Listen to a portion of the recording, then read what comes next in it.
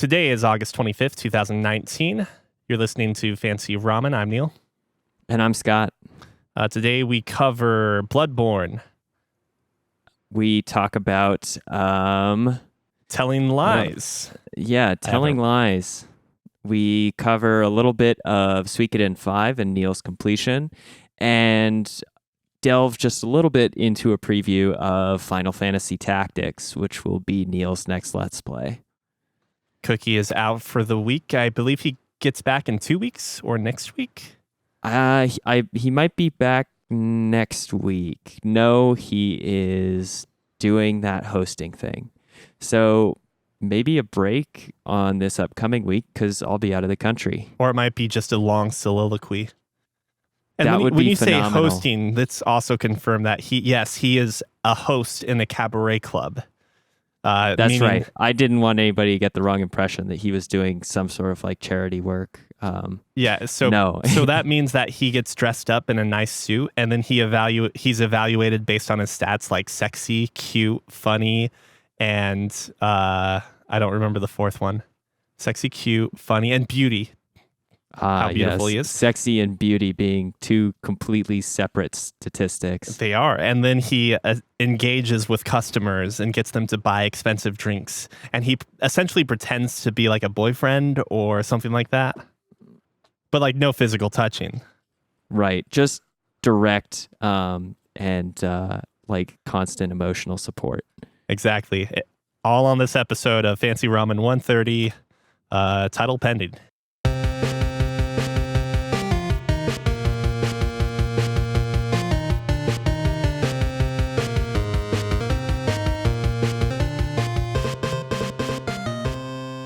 I stole a piece of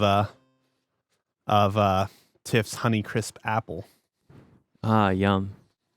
Is it good, or is it one of those Honeycrisps that's swollen to like 3 times its size and tastes like water in apple form? This one has like the acidity that an apple normally does, not like super strong, but it doesn't really have the sweetness of it. So yeah, that's what I really dislike is when those Honeycrisps don't have any of the actual honey kind of flavor that should be associated with them. In which case, it's just a crisp apple. Yeah. I mean, I get the joke, but it's actually 100% true too.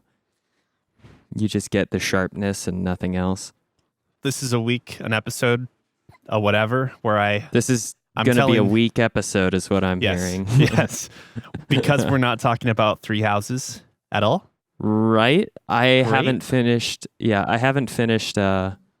my New Game Plus playthrough, and I probably won't have it done until 2 podcasts out from now, considering my vacation. So there's nothing to delve into on my side, and I assume you've been so demoralized by playing as a blue lion that it's over for you. It's actually gotten better. It's just that I feel like we can let it rest until we actually are doing like a spoiler cast on it. Agreed. So I'm glad that has been established. So what else have you been doing this week? I have been pulled back into the world of Bloodborne. As you should be. Yeah, I mean, a variety of factors got me back into it. But most of it is being the primary tastemaker in my workplace. And that is recommending all of the best games and shows to watch and distributing that, sacred knowledge to anyone who will listen or who is unfortunately within earshot of my opinion.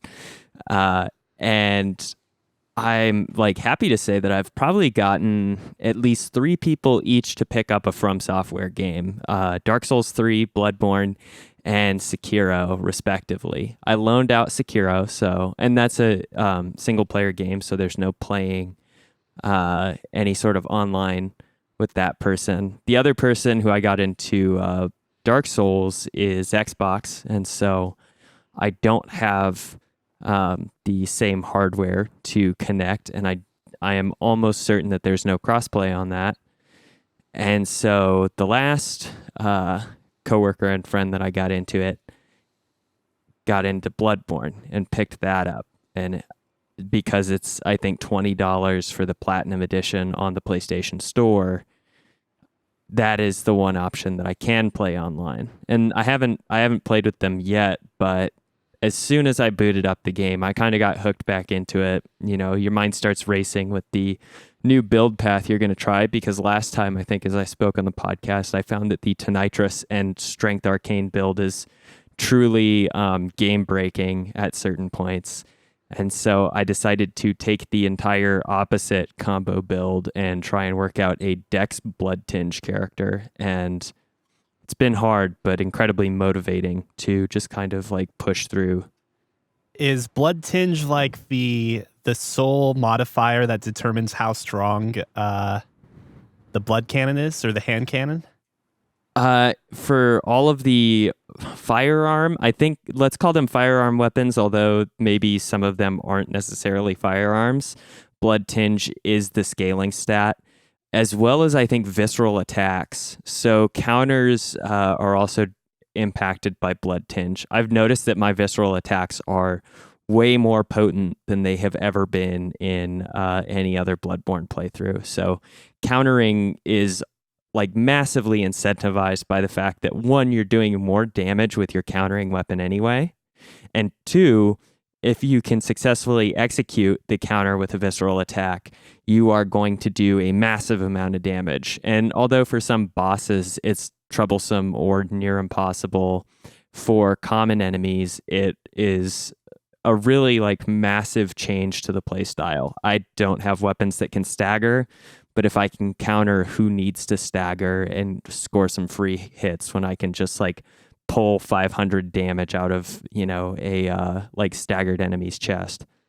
I think the incentive is that once you get the hand cannon, that becomes your boss weapon. I actually don't know if that's strong enough, but...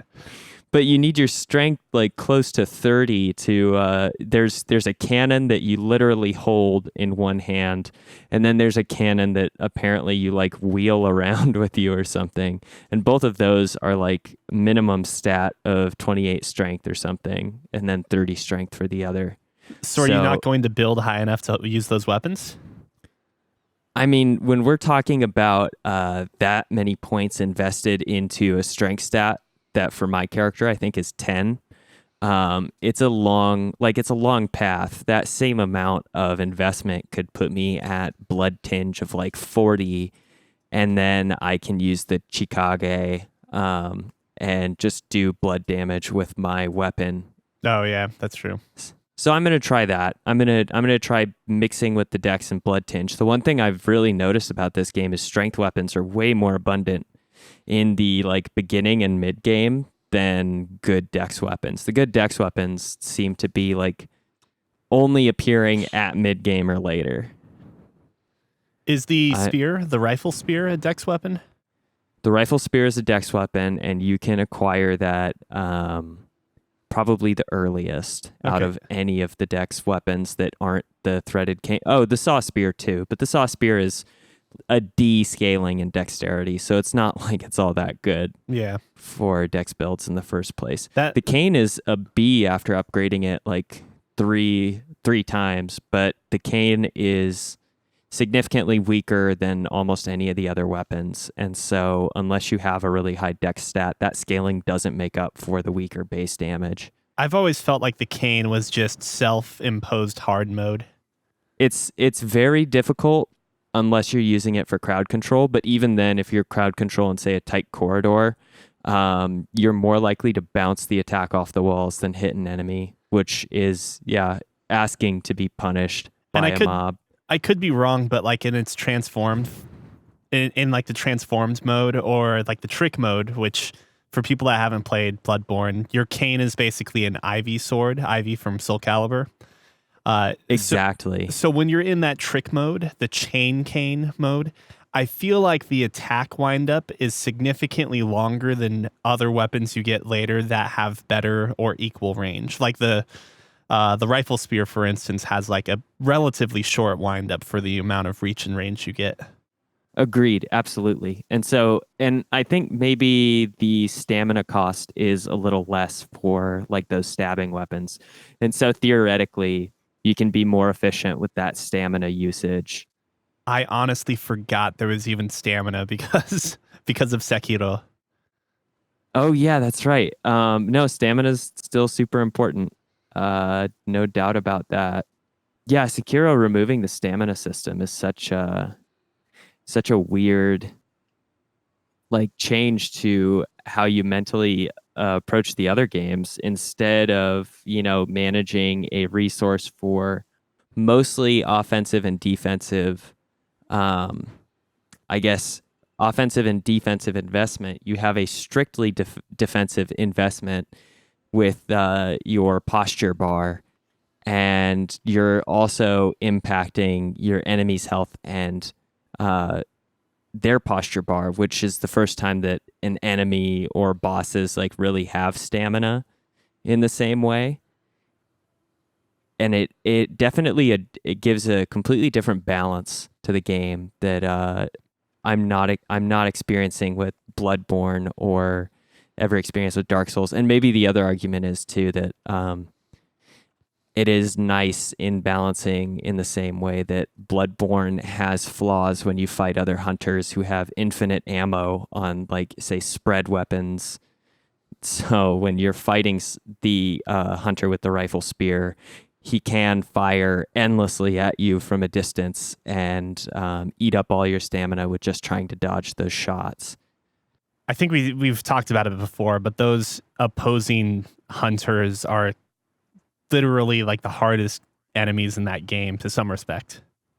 I would say undoubtedly, the larger monsters are much less threatening than some of the hunters with just unlimited bullets in their ranged weapons and equal speed and rally potential to your character. One of the first ones you face, I could be wrong, I think it's one of the first ones, is the cane, the trick cane, or what is that cane called again?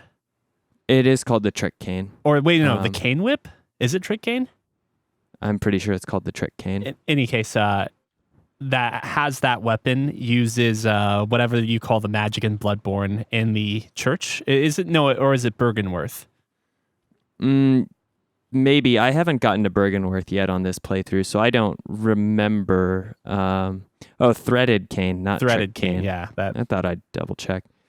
Yeah, it is in Bergenworth. I remember now, and I guess there is one there. There may be another threaded cane user in Yosefka's clinic, if I remember correctly. I don't remember exactly. That was a game that like I went through it, I got through it. I don't necessarily feel a strong desire to replay anytime soon. Like I have before, but it already made its point. It's already been great. I think the only reason I'd ever pick it back up is to go through the Chalice dungeons finally, and the DLC, which I still hadn't done. Oh, you do need to play that, and the Chalice dungeons I wouldn't bother because they're honestly an expression of one of the few things that is bad about the game is contrasting the Chalice dungeons to the like well detailed and thought out design of the levels in the, what would we say, the story in the game at large. Like the Chalice dungeons being this weird roguelike procedurally generated area just actually shows how like terrible this game would be if the environments were more formulaic and less handcrafted. Right. I mean, I think the Chalice dungeons are great to for multiplayer and for people that just really enjoy the combat, the gameplay itself. Regardless, though, I'm glad you picked it back up again.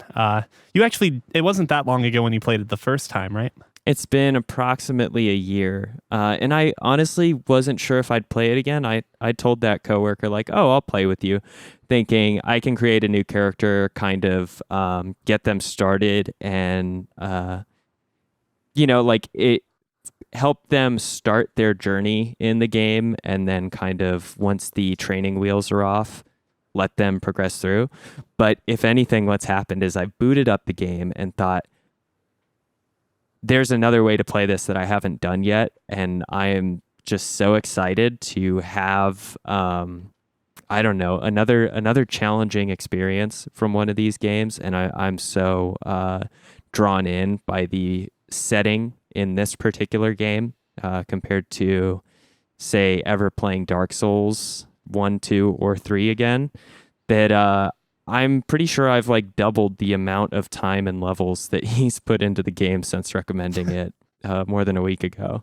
I actually had to check in, and I'm like, I need to know your level to make sure that I haven't overshot the summoning like range that you can pull me into the game, because I wanted to make sure I wasn't like over leveled for him to pull me in at this point. Have you gotten far enough in where there's PvP? So I haven't done any PvP yet. This is actually my first time playing it online too, and it's much better online. As much as I enjoyed the individual experience playing it last year before I got PlayStation Plus, just the notes are incredibly fun and helpful, and it's a nice reminder being back in the game for where some ambushes may be, or to read the notes that I know are obvious traps to get you to die.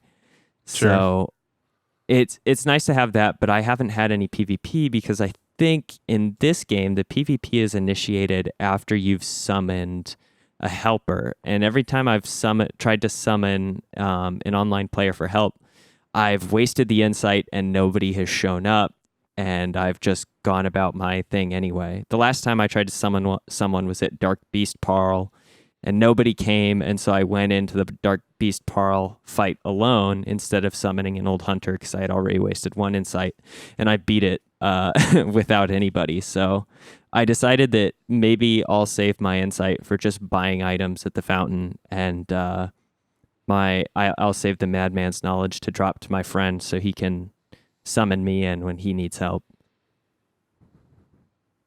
That's maybe the other thing that's kind of fun is guiding someone around a world or a game that you know very well. I'm finally at the point in a From Software game where I get to be the like friendly phantom or spirit that steps in and drops like a late game item for somebody to use. Do you foresee yourself like going into each boss with them, or? I don't know.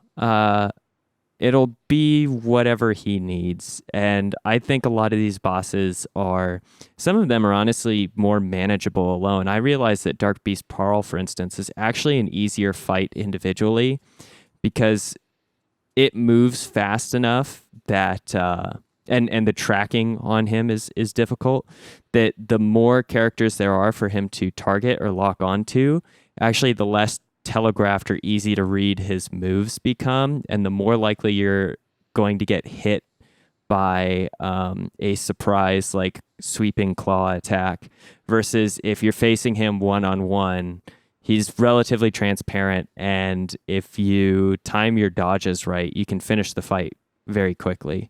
Yeah, I can see that. I definitely think cooperation is sometimes detrimental. It would be cool if, well, no, I don't know if the game necessarily needs it because of that reason, but I was wondering if it'd be cool if there were a mode where summoning help essentially made bosses harder. Kind of like Cuphead, if you want to think of it that way. Or what's the Monster Hunter, where monsters have like a scaling of health and I think damage output based on how many people are on a mission. That would be cool, actually. I honestly, I wouldn't be against that.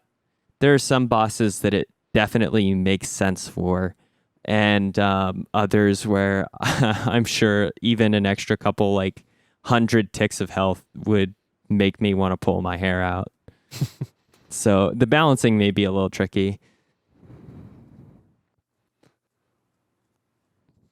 But yeah, I'm trying to think. There's nothing else notable about Bloodborne at this point. I mean, I've described in great detail already my transition from enjoying the game to thinking it's a masterpiece to like acknowledging that although Dark Souls is what got me into From Software games, I'm actually much more sold on their more recent IPs that they've developed, like Bloodborne and Sekiro. Right. And I think I don't think I shared it with you earlier, but I definitely think that Bloodborne does condition players to play all of the From Software games until Sekiro, probably, in a more entertaining way by, removing the shield and making the items, the weapons at least, much more like offensively oriented. So you're doing a lot more attacking and dodging and much less like defending and poking. And then I guess the rally mechanic being introduced, we've definitely spoken about this, how the rally mechanic is actually a way to press you back into the fight as opposed to back off and chug Estus. Yeah, yeah. Sekiro is interesting in the sense that, like, in order to keep your, like, it still uses that while being a defensively oriented game by forcing you to continue to engage your enemy, so their posture bar doesn't replenish. And it's very cool and interesting how they essentially do the opposite of Bloodborne and promote you pressing an attack or remaining like in the face of your opponent by actively trying to whittle down their defense, as opposed to trying to rebound or recover, say, your health and keep the offensive up that way.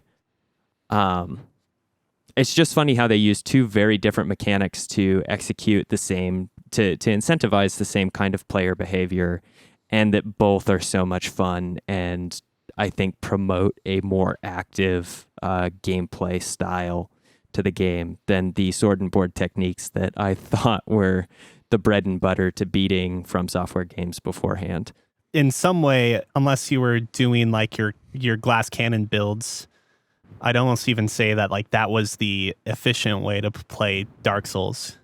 The sword and board or the the sword. I mean, not talking about efficient in terms of like a time standpoint, because obviously going glass cannon and just memorizing movesets is the ideal. Incredibly fast, yeah. But like the way that the game seems to be intended to play is very sword and board. Bloodborne in particular was a conscious design to get away from that. Mm-hmm.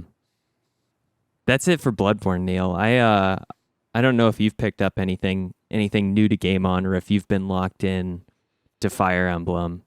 So I picked up a new release, brand new, day of, or maybe day after, called Telling Lies, which is the second game by, I believe his name is Sam Bartlow. He was the guy that was responsible for Her Story, a game that took on a lot of real life footage and used essentially a type of interface in order to explain its use and to justify its use. In Her Story, you were playing as a character that you weren't entirely sure who exactly it was that you were playing as, going through a catalog or an archive of police interrogation videos regarding a murder. I don't need to speak about spoilers and so forth. I might have even talked about it on the podcast. I don't know if this was if this predates Fancy Ramen. No, we've definitely spoken about Her Story, because I think shortly after we started the podcast, at least shortly after I joined, so in the very early episodes, I had encountered the game for the first time. Gotcha. And so I think you'd spoken about it a bit. I don't think we've spoiled it yet, and since it is a game that would lose, I think, a lot of motivation for players if they did know the twist. I think it would be a good idea for us to remain spoiler free. It's not like we're talking about Metal Gear Solid 5 or Silent Hill, 1 through 3 or anything like that, where it's a game that obviously there's a lot built upon the twist or the catch, but the story doesn't matter at all. Well, but I mean, but those games are like extremely popular, and if you haven't played it at this point, you kind of you're kind of putting yourself up to get spoiled at some point in time if you haven't already been. And so Her Story, on the other side, I'm sure there are still a bunch of people that don't even know it exists. Uh, so this new game is called Telling Lies, and it takes on a very similar point of we'll say mechanics, which is you are essentially going through video logs or like an archive of videos, and eventually you figure out the greater meaning of the story as a result of seeking out videos using keywords, which essentially are searching the script of each video, the dialogue of each video, and that's kind of the basis of it. Now, the biggest differences between the two games, I would say, is, for one, is centered around that this game is essentially about going through NSA or FBI like logs that were recorded essentially using one like survey. I guess you could say it was like surveillance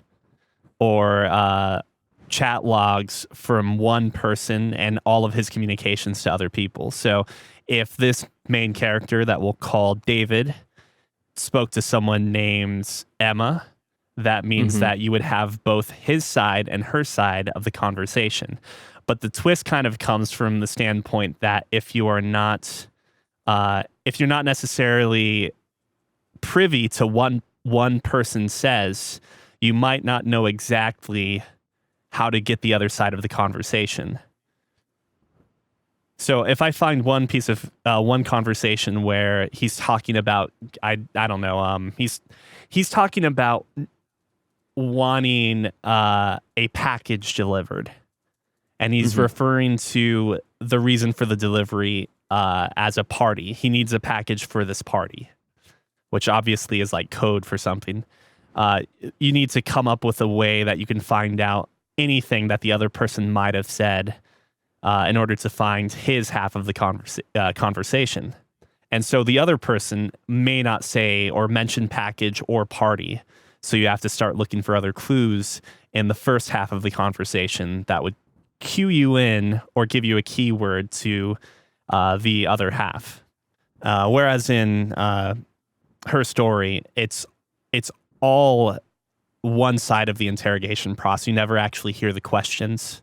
So you are just looking for keywords that one particular character gives you and, search through there. In addition to that, Telling Lies gives you like a much better idea of what the situation is as you're going through the videos. In her story, it's just you sat down to a computer and like as you play through the game, you get emails or like texts or something that cue you in on who you are as the person going through these files and what your purpose is. But this game starts off with essentially a video of a woman getting out of what looks like an Uber or taxi, going into her apartment and jumping on a computer. And then there's text files on the computer because you're essentially controlling a laptop, if you will. There are text files on this computer that are basically implying that, hey, Karen, me being you, the player, like these files are hot. Like, you realize they're going to come after you once they find where you are. So it gives you a sense of like urgency in helping this person that you're playing as figure out the truth of the nature of the game and the story. I've seen a lot of people like compare this game to her story. And like I would personally say that I think the payoff in her story is definitely better. I really do like the execution of Telling Lies, or in comparison, the fact that it gives you more a sense of urgency, whereas in her story it felt like you were just kind of looking at things through your own like warrant and merit. Like if you didn't want to continue, you could stop and so forth. And this game at least had like shedded a degree of I go back to the word urgency, despite it being an illusion, as I would later find out that really there was no time limit, and you could just keep looking at videos and rewatching videos, and the clock on the computer would never go past a certain point, which seemed to be around 6 a.m. So which that is, I regret to say that's probably a bit of a spoiler. So I'll probably throw a minor spoiler tag. But it is nice Yeah. to know that you don't necessarily have to rush through things. You can actually take your time. How fast does it feel like the clock is moving? Does it seem like until it hits that point of stasis that it's counting down in a way that like makes you feel very panicked or rushed to get through the content? It kind of depends, because there are a lot of conversations that do not necessarily give you extremely vital information. Like Which is similar to her story. yeah, and in that case, like the stuff that doesn't necessarily matter, so to speak, although I'd argue like almost every video is probably important in some way. Time doesn't pass at all. Okay. But or like it might, like a minute or so might pass. So it almost feels like the time, which starts around midnight and goes until 6 a.m., I believe, is almost like a progress bar in a game that says, like, you've explored 88%. But as this, instead of it being progress, it's hours and minutes. But the other thing is that very specific videos that are very important or seem to imply very big things or changes to the plot are weighted more heavily. So what would ultimately happen in my case is I would start to come across some really big, juicy parts of a story. And after 2 or 3 videos, suddenly I'm like 2 hours past the point I was just at. And that seemed to be a pretty common thing. And then ultimately, like as I got close to the end of the game, I hit like 5 a.m. or 5:10 a.m. and then proceeded to go through maybe like a dozen videos, and it only advanced like 2-3 minutes. And it was mostly because I hadn't come across any more like quote unquote groundbreaking or like substantial we'll say evidence or like substantial events. You could call it a key video. Yeah. Almost. Yeah, precisely. So it feels awkward in that regard, but it did give like a cool little sense of impact when I would come across some of the big parts, some of the big, super important things that happen, so to speak. But ultimately, like it becomes pretty evident that at one point it doesn't necessarily matter how long you take. The story definitely isn't as good as her story, and it doesn't have nearly the same degrees of twists and turns. It becomes a little more predictable. Although, like for the first hour or two of play, you definitely are thinking that there's more to it, or maybe that you're within the initial like gameplay, you start to set up certain expectations that end up getting twisted. But like by the 50% point, you're basically just watching essentially the story of one person as opposed to like a compelling drama, if that makes sense. Like when I was talking to Tiff about it, I found myself like wanting there to be catches and twists, and maybe like the ending could be something that is not necessarily what it seems.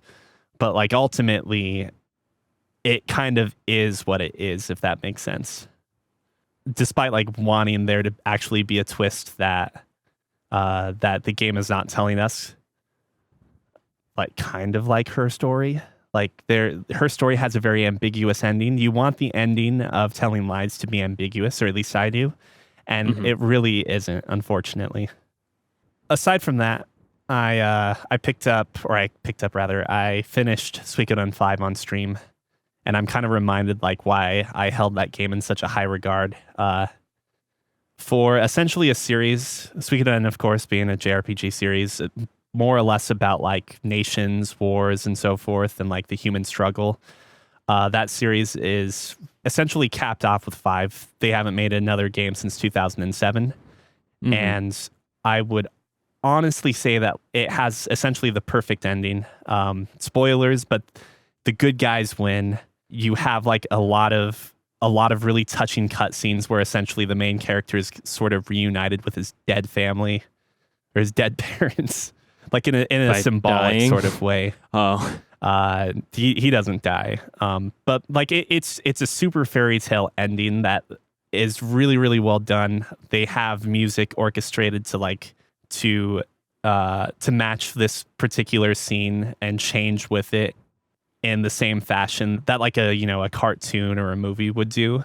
Like whereas a lot of video game music is designed to just be on like a 2-minute loop.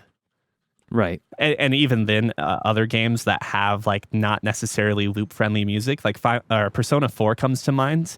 The last battle. You didn't play 4, right? Well, I played a tiny fraction of 4. We're talking about like not making it past the first month. So I don't need to go into it then because you wouldn't necessarily understand. But like there is also music in RPGs and video games that is not built to be a good loop, but it's not synced up. Like that Junes song, for instance. Oh, Every Day's Great at Your Junes. Yeah, yep, that one. You hear that too many times. But that's it. I'm going to play Final Fantasy Tactics next, which, like, in all honesty, I think is actually a better story than any of the Suikoden games. It's also more gritty, more harsh. It doesn't have a idealistic conclusion. Depends. So, this is not so much a spoiler for the game because they kind of present it to you in this way. You're essentially opening up a new breakout record or book that's been published. Essentially, the record is saying that like this is the true history of what happens during this period of time that followed with a king becoming a champion of the people and having like a glorious, peaceful rule for like I don't recall if it's like 50, 70 years.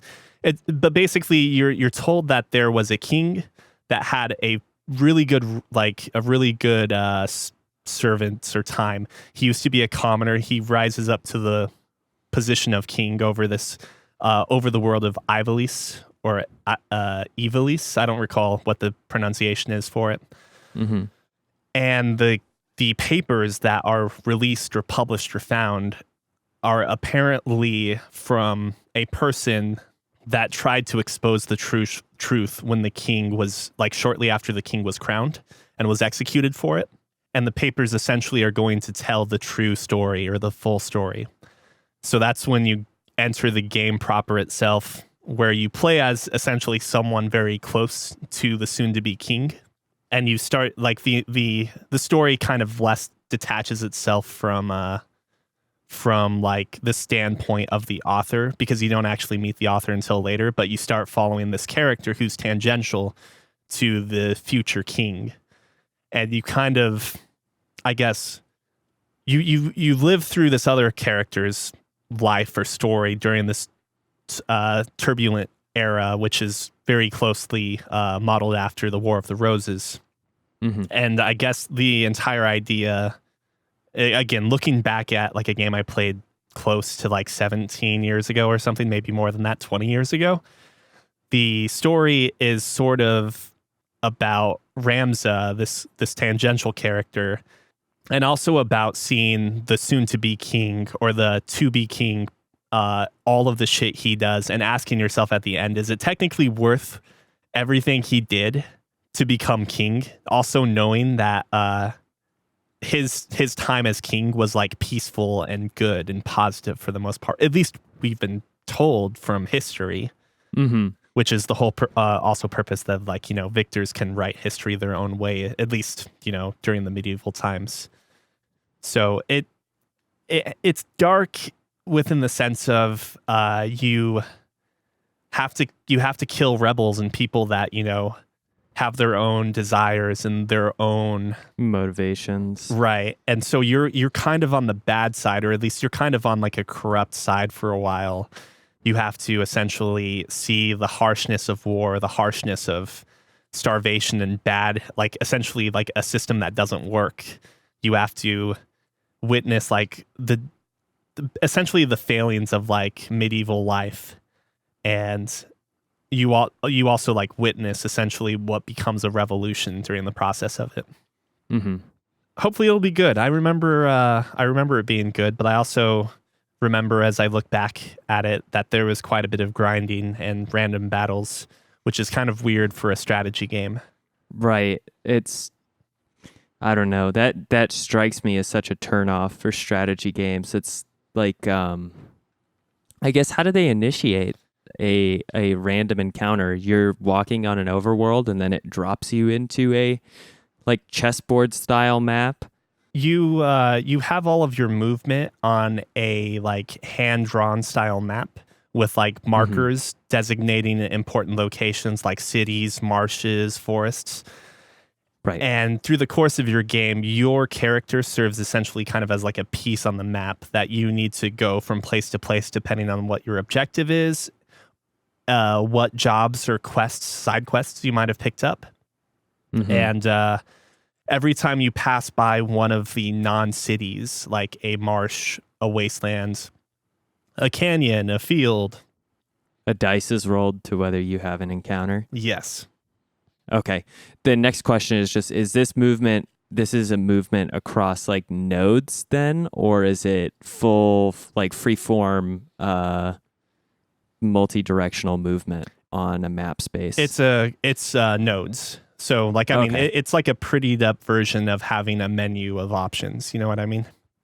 Right. Yeah. From moving from one city to another is moving on maybe one or two, like linear paths that can have, n number of nodes between the two, but you have to travel through the nodes that are interconnected to get where you want to go. Exactly. And Okay.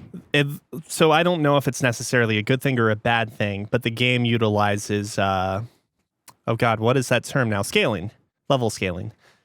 Okay. But it only utilizes it in random battles, and I think an optional dungeon, a like end game optional dungeon. So if you are level 10 and you get into a random battle, all of the enemies will be around or above level 10. Mm-hmm. But story battles are not scaling. So the idea is that if you hit a story battle that's too hard, you can still grind against Mm-hmm. the random encounters. And maybe it's beneficial because you can grind quicker because your random encounters are always getting stronger. And therefore, yeah, always progressing your level up versus having to fight a bunch of minor battles with enemies not scaling. Right. And that makes sense. You can just assume that the bandits who accost you on the trail at level 5 are just getting pub stomped by you. So they have only the level 10 bandits are worth taking time or focusing on. Though it's also hilarious because you'll end up like let's say I have to fight against like an actual army of knights, but just before and they're all level 10, but just before this fight, I was fighting a bunch of fucking bandits that are all level 15. Mm-hmm. I mean, not that it really matters. And they've that much. they've got better equipment for some reason too. It's the whole like Elder Scrolls dilemma where why is this like highwayman using a Daedric weapon against you at a certain point? It makes no sense. Right. I think Skyrim or Oblivion has absolutely the worst use of scaling. They do they do an exceptionally poor job. Especially when those games are like pushed to be realistic, or not realistic rather, but immersive. I feel like that's the opposite of immersion. They're pitched as the like, especially the Elder Scroll games. They're pitched as the like alternative to playing an epic or a high fantasy adventure like Dungeons and Dragons. But the problem is that I think it's most appealing to casual players who haven't experienced a game that actually achieves that or comes close to it. And maybe that may actually be the most effective expression of my disdain for those games at times. Granted, all of the like holes that we can poke in these, they'll never erase the like hundreds of hours I've put into playing Oblivion and Skyrim in general. But it's definitely I think that's one of the most noticeable elements that makes it much harder to enjoy or pick them up at this point. Yeah, definitely. I guess to cap it off, though, I wouldn't necessarily say that that's even the worst part of Final Fantasy Tactics. And I don't know for sure because I haven't played it in like 20 years. But there are, because it's such an old, beloved game, there are like so many different hacks and versions of the ROM, or like the PlayStation image, that there are versions that literally let you queue or trigger random battles. Like I don't know exactly how it works. I'm assuming that either it's a menu prompt or like a button push, which is kind of cool. Because essentially, these games obviously are 20 years old, and game making in general has gotten much better and much more well thought out since then too. So they're like, for anyone listening that has never played before you play, you might want to look out all the different options available for Final Fantasy Tactics, be it the PlayStation version and all the different hacked versions available, or the PSP version, which has expanded content, which is predominantly one of the reasons why I'm playing this game next. I definitely like the conceptual idea of your character then standing in the middle of the swamp and saying, anybody want some? And initiating a battle, as opposed to having to be ambushed every time they walk through a forest. I mean, and when you think about it, it's just as realistic if you want to use the justification of like, we're going on a hunting party. Yeah, but you're hunting for people, right? Well, that's where I'm kind of, my memory fails me. I feel like a lot of the random encounters are actually with monsters. They're bestial in nature. Yeah, but I don't hold me to that. I think the majority of your human encounters are only through. Oh, I might be wrong. This honestly reminds me a lot of Fire Emblem Sacred Stones. The more you speak of it, and they were around the same time as one another too, I assume. I imagine Sacred Stones a couple years after. Sacred Stones is from 2004. GBA. Oh, really? Wow. All right. And then Final Fantasy Tactics, FFT. I looked up like FFT and I got fast 1990s. Fourier transform. Fourier transforms are interesting. They're not relevant to video games well, they may be relevant to video games. I might have talked over you, but Final Fantasy Tactics 1997. So yeah, there we go. Really cool job class system in the game, and that gets expanded upon in War of the Lions, the PSP remake. So if you want to write in, you can get to us at podcast@fancyramen.com.